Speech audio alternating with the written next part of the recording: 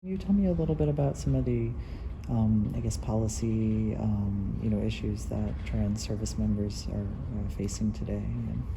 Sure. So on the 25th of January, President Biden issued an executive order that instructed the Department of Defense to go back to what's referred to as the Carter policy of 2016 that first opened up the military to open transgender service, part of which is also allowing transgender civilians to be enlisted into the armed forces. And so then I guess are the concerns that have predated, for the last, 60, 70 years of serving openly as a trans person or perhaps gender nonconforming, are those concerns still present? I think they are still present, but in far fewer individuals in the military, because transgender individuals that are out there have been visible since 2014. The people that work with them on a day-to-day basis are well aware of their capabilities and their character. And the more trans people that come out in the military, the more people are going to be aware of it. But it really isn't an issue. Being transgender does not affect any type of leadership abilities or character. And I mean, is the kind of I don't know, the safety or the status of being able to serve openly, is it a tenuous one in which it could change with the political wind, or? Well, the last 4 years under the previous administration, were pretty tough on transgender service members.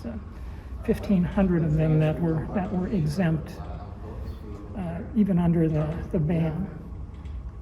So they got up every morning, they put their shoes and socks on, they donned their uniforms, and they went to work, and they did their job to the very best of their ability.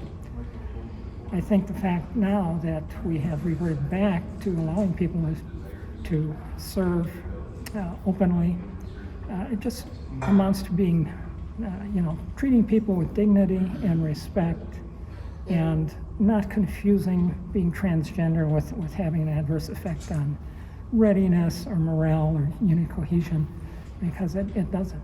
We've been doing this for over 5 years now. Mm-hmm. So what are your experiences interacting with a huge institution, the political side of things? Like, what has, and then there's the emotional components of this, of being a discriminated minority. What has this taught you about, human nature or your own life, or? Sure. So I have learned, and I'm a lifelong learner. That's the most important thing. Be open to new things. I had a cousin who was gay, and I remember how he was talked about, even in the family circles. We've progressed so far from that point that we now know that it's important that people are people. People need to be treated with dignity and respect. And when you do that, you're going to get a better service member. And frankly, when the weight of being transgender is lifted off of a transgender service member's shoulder, they're a much better service member. Individual readiness goes up. And when individual readiness goes up, unit readiness goes up as well. Mm-hmm. Mm-hmm. Thank you. I guess, is there anything you'd like to add? Well, I will say, I often wonder, or sometimes wonder, that I probably did a few things well to earn promotion to full colonel. And I wonder sometimes how much of an opportunity had been lost because I wasn't able to serve authentically. Mm-hmm. And you can go, serving in the Pentagon authentically as a senior analyst was an exceptional experience. My experience was only positive there. There were no drawbacks to it. And if we can do that on the civilian side, obviously you can do it on the military side. It's not a big thing.